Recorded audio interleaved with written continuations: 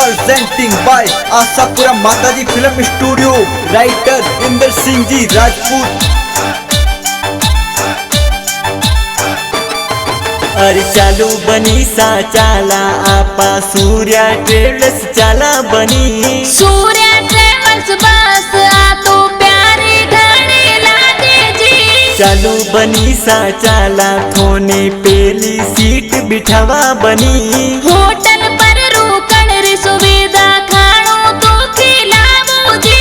भीलवाड़ा से अहमदाबाद भीलवाड़ा से मुंबई जावे बनी चित्तौड़गढ़ से कापासन फतेहनगर जावे जी।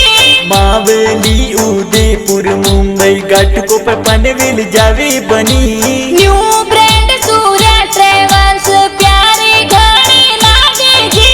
मुंबई ऑफिस माहीने बाबूलाल जी बैठे बनी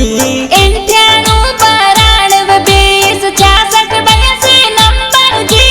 इंदर सिंह जी राजपूत गाना जोर बनावे